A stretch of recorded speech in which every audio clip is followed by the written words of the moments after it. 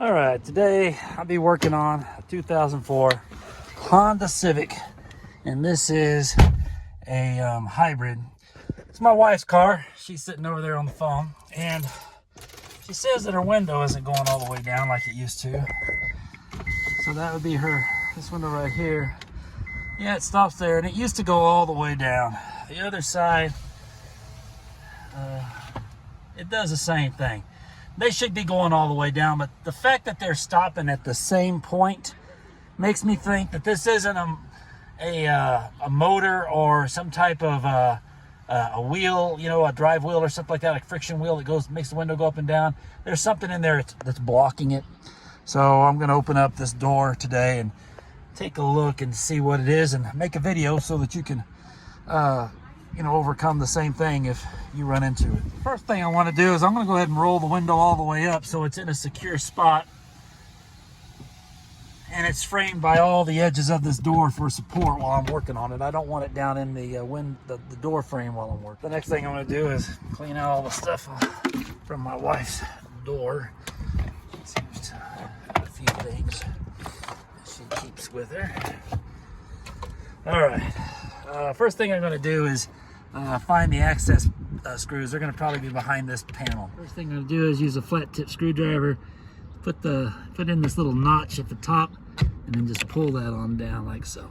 I'm going to start with these screws because more likely than not behind here is going to be some type of a actuator for the door handle. When you pull this, it moves something in there. We got to disconnect that. This is the color and size of those two little screws that were in there. I'm just going to put them down here on the floorboard. And then, let's see, let's pull this out.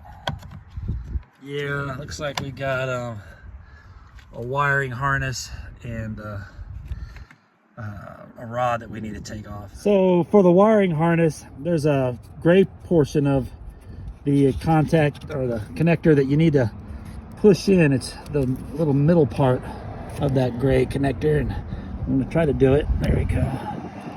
It comes out. A better look at that. It's this little piece right there that you're moving. So you're pushing that in, and that's going to release that connector. And for the next part, the way these things work, or have worked in the past, is that you're going to pick this, see this brown part that's on the control rod. You're going to pull up that top part and rotate it out of the way. And get it done here.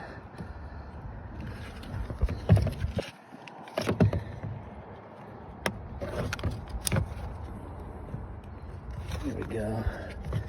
So now it's been moved out of the way. I'm just going to rotate that out of the way, and then that bar should slip right off. There we go. So I'll stick this on the floorboard too, next to my two screws. There's going to be two more screws right in here. The way to get that off is if you look underneath that armrest, there's a little place you can put your screwdriver. You're going to pop that out. All right. So I'll be taking off these two screws as well. Let's get busy. And this is the color and size of the two screws that went in there. Stick these on the floorboard as well. Next needs to come off is this green wiring harness. It has a little tab you're going to push in, and you're just going to pull that out. And just let that hang free there.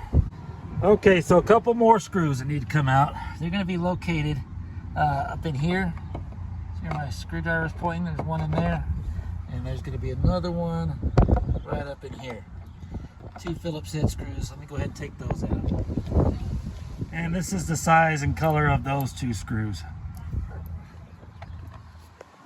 Now, around the edges of this door are going to be some retainer clips.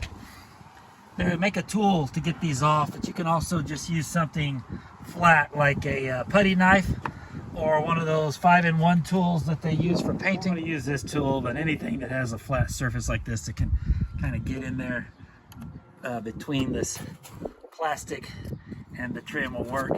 You'll have to slide it down until you feel one of those. There's actually a better way to release these things, and it's going to have an adhesive on the inside that I'm just going to work with what I got and work these out one by one. Now don't be surprised if a lot of this white sticky stuff comes out on the tool that you use to help pry this off. But once you've gone all the way around the edges, this door will start to come out and come free. Then you're going to want to lift it up and over the manual door lock, and then kind of pull it up and out of this channel. There you go. And then your door will be free. So on the inside of the door, I can already see what the problem is. And it's this piece of foam right here. See, it's supposed to be back like this, but it's leaning forward. This adhesive has failed. So let me think of a way to put that back on to keep it that way. Maybe I'll use some adhesive, but I want to try something more permanent. These are those little tabs that we were taking off that go around. So let me show you the locations of them on the door. So you'll have one here, one here, one here, one here, and one here, one there, and one there. So take a good look at that so you kind of know where to put the blade of your tool when you're popping those out. Also, you should know that these they can be taken out a little easier if you can get your tool in there and press this part together. Then they'll come out of the hole all together. On mine, some stayed in the hole like this one, and some came out and stayed with this. It looks like they've got a little notch in the door, so if one does come off, you can just kind of stick it back on there like so. So you see how it has like a little open part right there? You're going to slide this large gap, the top gap, right over that, so that it sits in there like so. All right, let's see. I want to try to find something to hold this in here. So I'm gonna, off camera, I'm gonna come up with an idea and then I'll come back. Now, when you're taking off the passenger side door, you're gonna have a electrical connection right here that you can't get to until you take the door off. So pull it back a little bit and you'll see that wire in there. And the button for it is on the bottom side. You gotta reach way back in there, push on the bottom of that button. That thing I was pushing on is right here, and to get the leverage you kind of got to get way down in there, so you got to get your finger under there and push up like that, and then that door will come out. See, same thing over here. The adhesive failed.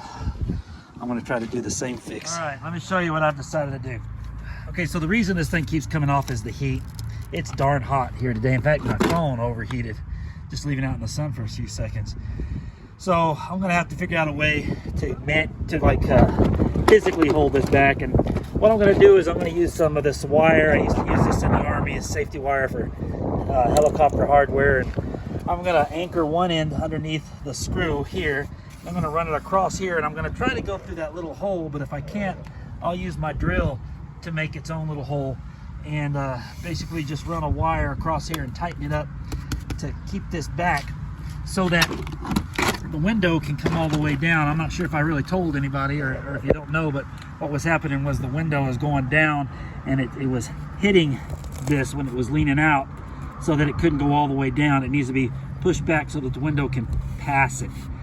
I could just remove this piece. I don't know if it has some type of structural integrity to the door or something. I'm sure it's there for a reason, so I'm hesitant just to remove it all together. I think my way is going to work fine. Let's give it a shot. Okay, I got my wire around my screw. I'm going to put that back in first. All right, so I couldn't get that hole that was already in there to work, so I ended up drilling my own little hole in the top right hand corner, and I've taken and stretched the wire across this, and now I'm just going to go ahead and twist it in place to hold it. All right, I've trimmed off the excess.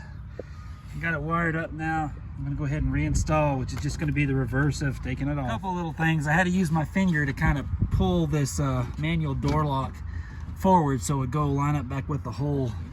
And then I want to try to get this part to fall down in the channel, which means I'm gonna have to press pretty hard, or I'm gonna have to take off this piece, and I don't want to do that, so let me get that in there. I got that in there, but this popped back out, so I'm gonna have to do it again. There you go, so that's nice.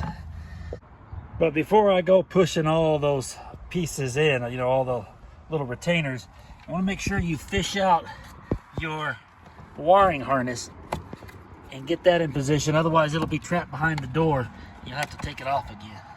And in case you've forgotten, the orientation for this is with this little button on the bottom facing to the right if you're looking at the door. Go ahead and reconnect my electrical connection here. You should hear a click when that goes in. Go ahead and start reinstalling my hardware. Start off with these 2 screws, and they went in this hole and this hole. And we've got the 2 silver screws. They're gonna go here, here.